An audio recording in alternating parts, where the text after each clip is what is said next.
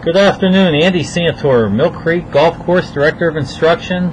Here taking a look at Chuck K's golf swing. It is Sunday, July 15th, 2012. First we're going to take a good look at Chuck's setup, his posture of this setup. The video on the right is before we did anything with it. You can see Chuck standing a little too much straight up and down, doesn't have good posture here, not much forward flexion. Because of that, there's not a whole lot of space for his arms to move on his downswing, which we're going to take a look at here. Going to go into his backswing. He'll get underneath the shaft plane, which not that concerned with at this point. Doesn't get much width at the top of his swing. I like to get a little bit more width. Once again, this is a big reason for this is because of his setup and how he doesn't have any forward flexion at address. And you can see here we'll get into our downswing, and that club will get stuck underneath the shaft plane. His arms kind of get trapped behind him, not a whole lot of spacing there for his arms to travel in. Okay, it was resulting in and he wasn't getting much height on the ball. Was hitting some thin shots and some fat shots, which some of the things that he was doing can cause either one. And now we're going to take a look at the swing on his right. Going to go back to address here and take a hard look at the differences.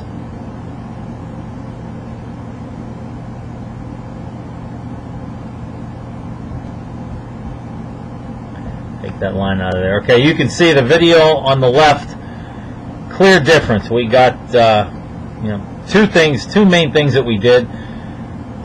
We got his hips hinged backwards, which he was able to do, and we got him bent over. Much better posture there, much more forward flexion in his body, and because of that, there's some spacing there for his arms to travel and his downswing, his arms and the golf club to travel, and he started making much better contact with the ball. Okay, there we get into his backswing. Okay. A little bit better width at the top. Now we'll get into his downswing. This is where you can see the clear difference there. His arms and the club are much more on the shaft plane there. Out in front of him, there's much more spacing for his arms to travel. He's maintained his posture good and started making much better contact. The ball started getting up in the air, and he's hitting a 7-iron here.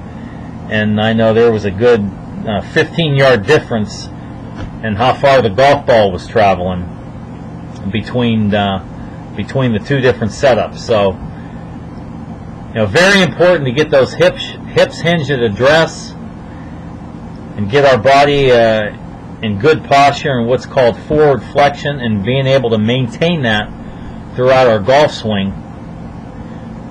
Here we're going to go into. Okay, I wanted to go at his down the line view of his driver.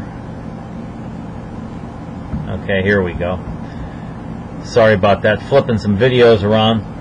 This is a down the line view of his driver. Going to notice one other difference we started really working on here.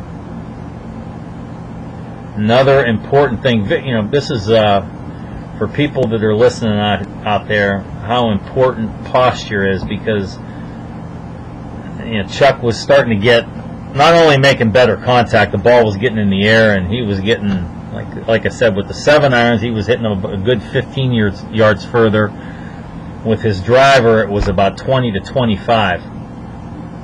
Now you can see in the video on his left, we got him bent over, we got his hips hinged backwards, but you can see if you look at the lumbar area, his lumbar spine area, you can see a little bit of an arch in his back, or what's called an S-curve. We really started working on that a little bit, and you can see in this video on the right, he's in a much more neutral spine position. once again, very important as far as being able to rotation, and why this stuff is important. Where Chuck was originally, his hips weren't hinged. There was no forward flexion in his golf swing. You know, it's very difficult for our bodies to move in two directions at the same time. You know, our bodies moving. You know, our bodies can move in three planes of reference in a golf swing. And rotational, you know, there has to be more rotation than other directions. Rotation has to dominate the golf swing. You know, what could get in if our body starts moving laterally or side to side. You know, that's from a face-on view. Or if our bodies start moving back and forth, our pelvis starts moving toward the ball, our upper body start moving away from the ball. That's where our body is moving, you know, kind of back and forth. So if our bodies are moving back and forth or side to side, our bodies can't rotate. You know, can't move in. It's very difficult to move in two directions at the same time. So this video on the right, we got Chuck in more of a neutral pelvis position. Okay, once again, got a little bit better width at the top. Okay, get him at impact there. Okay, you can see his pelvis there has gotten rotated, whereas in that first video that we took here, okay, we'll go to the impact position.